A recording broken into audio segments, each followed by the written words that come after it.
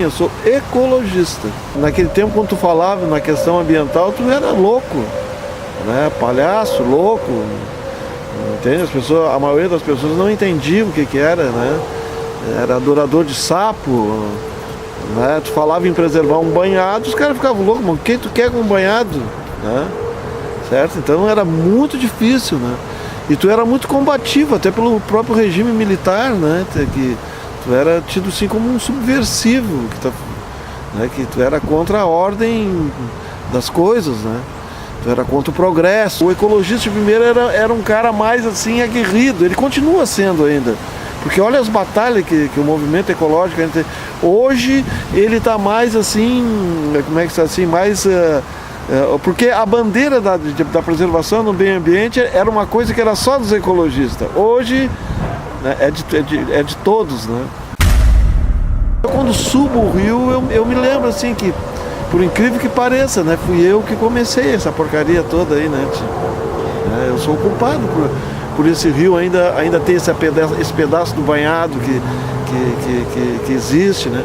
E eu tenho uma coisa que muitas pessoas não conseguem, eu tenho a leitura do rio, assim, né? Eu olho para uma coisa assim, eu sei se alguém mexeu, se alguém não mexeu, o que fizeram ali, porque eu consigo ler o negócio assim, né? E essa é a questão muito importante, porque hoje, como tu disse, tu tem os caras que são ecologistas e tem os caras que são formados, né? Mas muitas vezes a pessoa que é formada, ela não tem essa capacidade de ler as coisas, né? E eu leio, às vezes, mas o troço está feio lá em cima, porque não sei o que. Eu vou lá e olho, não, mas isso aí não é assim como eu estou imaginando, né? O troço é do outro jeito, né? Por exemplo, nós temos uma primeira reserva, uma das últimas reservas de cervo do Pantanal aqui no Banhado Grande, né? Que é aqui entre Gravataí e Viamão aqui, né? O quanto eu trabalhei por isso aí, cara, eu chegava a chorar nas reuniões dizendo que tinha cervo ali, que ia acabar com os últimos cervos, e ninguém acreditava. Nem mesmo os ecologistas acreditavam. E um dia foi comprovado que tinha cervo do Pantanal ali, né? E hoje aquilo ali é uma reserva, né? É um refúgio de vida silvestre, lá do bairro dos Pacheco. Aí quando eu desço o rio, que eu chego do Barnabé para baixo, me dá uma tristeza, assim, porque a gente vê que por mais que a gente lute, por mais que a gente denuncie, por mais que a gente fale, tem coisas que não são resolvidas, né, tia? Então ali do Barnabé para baixo, realmente o rio Gravataí é muito, muito, muito poluído e muito judiado, né? Eu desço muito lá para baixo, eu não subo só o rio, eu desço e subo o rio e vou lá em cima, mas a quantidade de sujeira que tem nesse rio aí do Arroio Barnabé para baixo é incrível, né? É lixo, lixo. Assim mesmo, com tudo isso que tu me perguntou, dali para baixo o rio, com todo esse problema, incrível que pareça, pouco a pouco, lentamente, ainda assim mesmo, no meio daquele lixo, ele vai se recuperando. É a capacidade que a natureza tem de se renovar, né? Mas agora o erro do ser humano é que ele quer lutar contra a natureza, ele não vai ganhar essa luta nunca. Gosto de dizer que eu não digo que eu fui caçador, eu gosto de dizer que eu sou caçador que não caço mais. Eu com 6 anos de idade, meu pai me levava para o banhado, para caçar marrecão, para pescar, né? E eu ouvia aquelas histórias todas deles, lá naquelas barracas, contando história do banhado, isso e aquilo, né? O primeiro sentimento que a gente tinha é o seguinte: onde é que o marrecão se alimenta e onde é que o marrecão, olha só, como é que o marrecão se alimenta e o que o marrecão faz, aquelas rotas migratórias fantásticas que o marrecão fazia, porque agora não tem nem visto mais marrecão nessa região aí, né? Era atrás de banhado, atrás de comida, de banhado, né? E o primeiro sentimento que eu aprendi assim com meu pai, com meus tios, eu disse assim: um dia que acabar com os banhados, vão acabar com o marrecão. Foi em 1962, eu tinha 10 anos de idade, tá? A primeira coisa que eu me deparei foi ali, bem no início do canal, a máquina fazendo o canal. Aí nós acampamos para pescar, eu, meu pai, o seu Kida Link e o seu Jorge Alves. Se colocamos bem ali no Passo do Val, ali na curva do rio, para pescar ali. E dali eu enxergava aquela máquina abrindo, bem no início do canal, assim, começou a abrir o canal, né? E aí eu digo, mas essa máquina aí vai acabar com o banhado. Isso foi a coisa, tu vê, eu tinha uns 10 anos mais ou menos. Então eu chulhava quando a máquina estragava. Nós subia lá em cima para caçar e nós metia ali barro dentro dos motores daquelas máquinas, metia açúcar dentro do tanque da gasolina para pifar aquelas merdas lá para parar de treinar o banhado. Eu e uma gurizada que tinha aí bota o Guido Link nisso aí, o Silvio Barbosa, o falecido Tamir Link, nós botava ali coisa naquelas máquinas lá, trepava lá em cima e botava, guri medonho, né? Subia a remo esse banhado aí, cara. Comecei a escrever num jornalzinho que tinha aqui em Gravataí do professor Pedro Eltz, chamado A Hiena. Era um jornalzinho que denunciava essas coisas tudo, era muito bom o jornalzinho do Pedro. E aí eu contei pro Pedro a história, disse, não, então vamos fazer uma matéria. Eu digo, Pedro, o negócio é o seguinte, ó, eu não escrevo bem. Eu não escrevo bem. Sou muito bom em matemática, como os outros, né? Aí o Pedro, não, tu faz o seguinte, tu faz uma matéria boa pra mim, escreve que eu dou uma melhorada nela, nós botamos. Nisso aí, rapaz, saiu esse jornalzinho, e nós fomos lá em Três Coroas, numa reunião do prefeito do Rio dos Sinos. E lá eu fiz essa denúncia.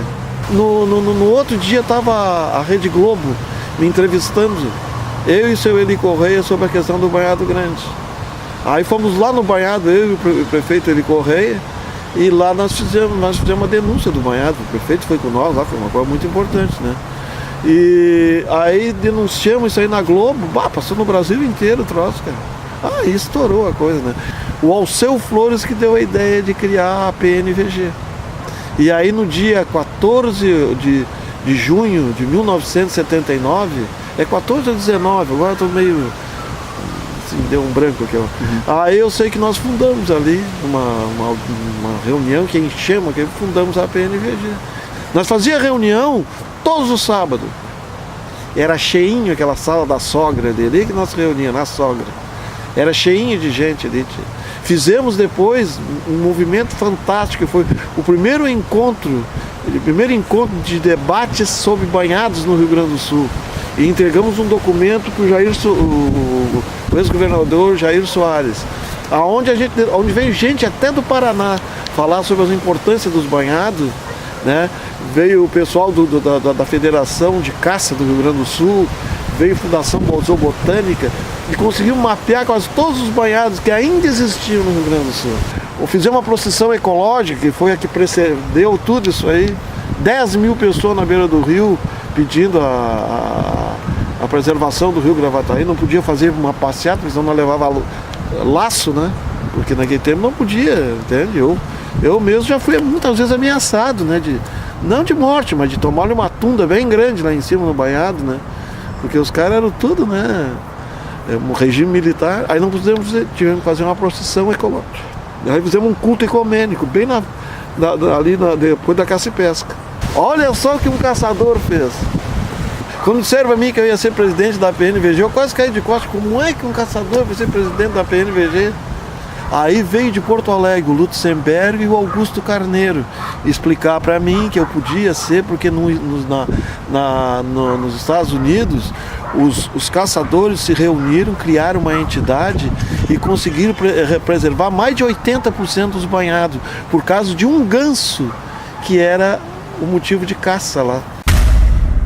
Na época, se eu fosse falar nas entrevistas que eu dava, que eu estava salvando aquilo ali por causa dos marrecão, por causa dos últimos cervos galheiros, por causa dos últimos redutos de jacaré que nós tinha, capivara praticamente não existia mais naquela época.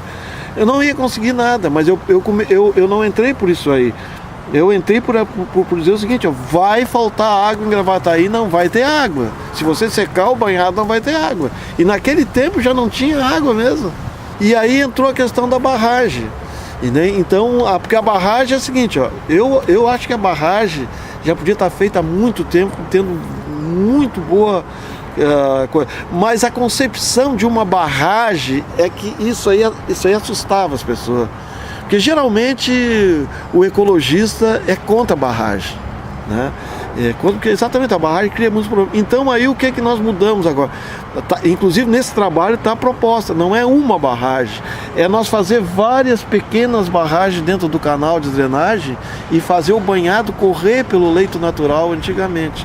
E ali onde a gente queria fazer uma barragem, a gente vai fazer 2 barragens ou 3 e fazer o rio voltar a correr pelo leito natural. Isso aí deu aceitação de todos.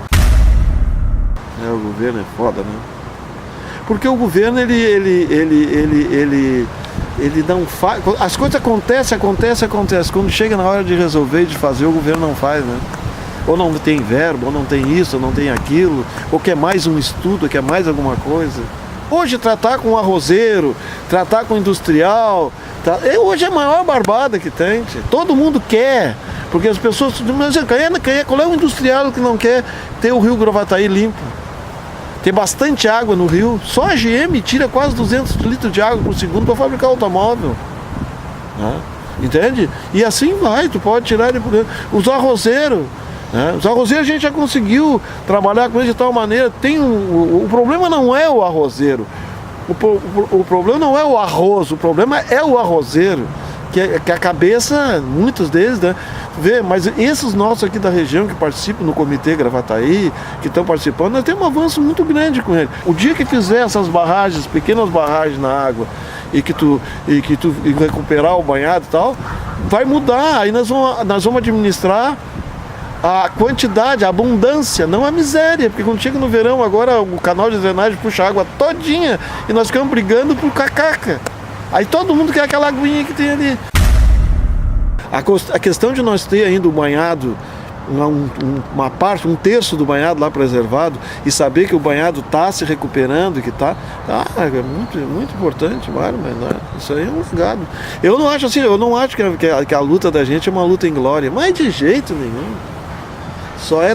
Só diz quem é a luta, aquele que é preguiçoso e vagabundo e que não tem coragem de enfrentar as coisas. Então esse aí diz que mas a luta não é inglória, de jeito nenhum. Né? Eu queria viver mais 65 anos para levar o troço adiante ainda, mas eu já tô... Mas não perdi a coragem ainda com os outros.